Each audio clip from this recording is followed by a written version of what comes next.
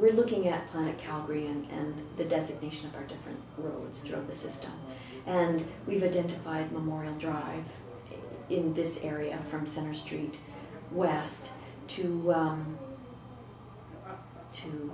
maybe Crowchild Trail or beyond to Parkdale.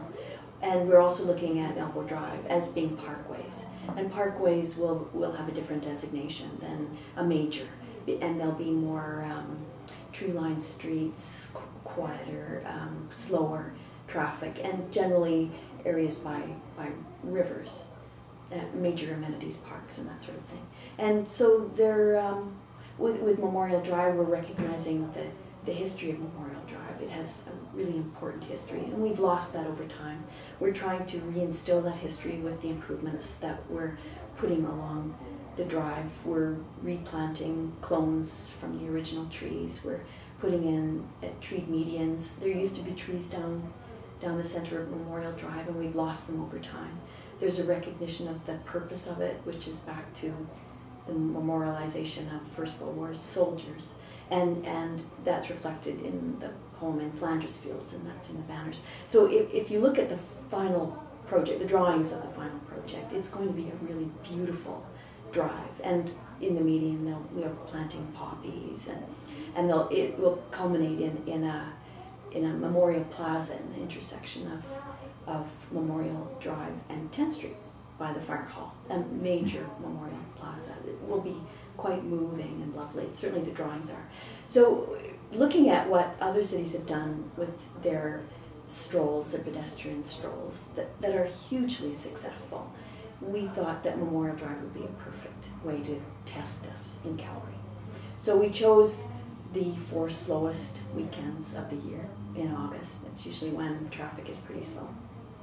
And we thought we'd try it Sundays from morning till maybe early afternoon, and that's when the peak starts, is in the early afternoon, and see if people gravitate to it. The original thought was it was going to be much longer, and then we thought we'll test it without irritating people and wait until 16th Avenue is pretty much complete. So we'll have plenty of east-west capacity to handle any spillover. And the project shrunk a little bit, and so it went down to just the blocks in Sunnyside. The intent was, though, to look at a much longer parkway route for cyclists and bladers and pedestrians, even going on for several kilometers. But we thought we'd try it this summer with a shorter distance, and then look at expanding it, either going east or even under the Centre Street Bridge, linking Chinatown to East Village. Riverwalk will be finished in about a year. So the thought was linking it to Riverwalk and East Village, which will be remarkable, I might add, even into Inglewood. And so many cities, this goes on for many kilometers, and it's a huge draw. If you go there on a Sunday, you know that people are drawn to the area, and it's a pinch point. So sometimes the capacity, it's over capacity. And if you're looking at bladers and cyclists, they like to go a little faster, and it's giving them some more space. Well, when you look at the way we build roads, a good quarter of our surface of the city is for cars, for parking and roads.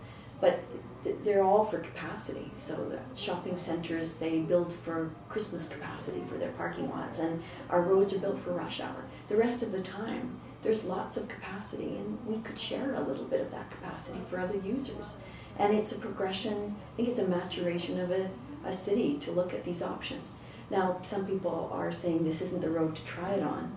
We've got lots of capacity on Memorial Drive, and if the experiment doesn't work, we don't have to do it again. There's virtually no cost.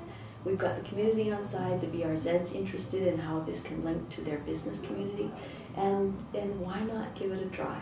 There's really very little to lose.